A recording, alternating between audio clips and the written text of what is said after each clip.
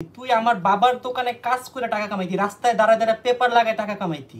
তুই এটা ভুলে যাস, রাকিবের বাবার দোকানে তুই কাজ করতি, তুই সামান্য একটা কর্মচারী ছিলি। আমি কর্মচারীদের ছোট করতে দেখতেই পাচ্ছেন এখানে কিন্তু রাকিব কিন্তু দাবি করতেছে, রাকিব বলতেছে, অলরেডি বলে ফেলছে যে ইয়াসিন একটা ছোট লোক। আসলে কি ইয়াসিন ছোট লোক?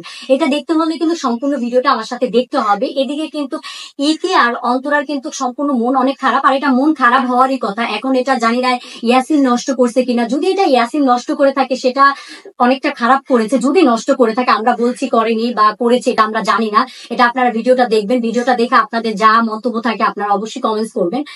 আর একটা মানুষের 5টা বছর যাবত যে একটা পেজ, আর যার পেজ যায় ভাই সেই বোঝে যে ওটা কতটা একটা কষ্ট। এখন এখানে অন্তরা আপুর যে মন খারাপ, এটা সে মন খারাপ করতেই পারে, তার জায়গায় আজকে আমরা থাকলে আমাদেরও খারাপ লাগতো, ইতিরও এখানে মন খারাপ।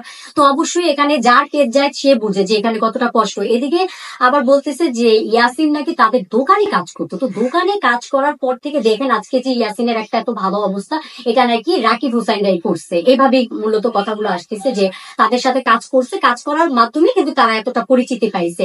কিন্তু এখন এদিকে কিন্তু যে রাকিব বারবার বলতেছে যে ইয়াসিনই এটা করছে, ইয়াসিনই পেজটা নষ্ট করছে, এর আগেও নাকি অনেক সমস্যা করছিল। এটাও আবার বলছে যে মানুষ কতটা ছোট লোক হইলে এত বড় নিচু কাজ করতে পারে।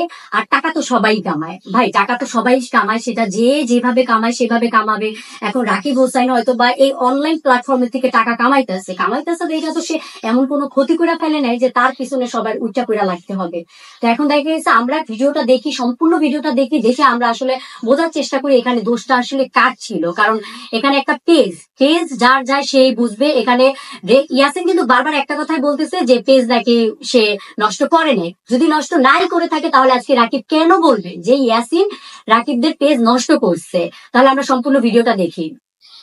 বাট তোকে ছোট করতেছি, কারণ আমাদের দোকানে যে স্টাফগুলো আছে তারা যথেষ্ট পরিমাণে ভালো এবং আমাকে খুবই সম্মান করে, এবং আমি সবাইকে খুবই সম্মান করি, কারণ আমি ভাই ছাড়া কথা বলি না। যারা আছে আমাদের লং টাইম ধরে দোকানে কাজ করে, আমাদের শপে যারা আছে এক একজন 10 বছর 15 বছর, সেই শুরু থেকে, সেখানে তুই এসে টাকার কথা বলস।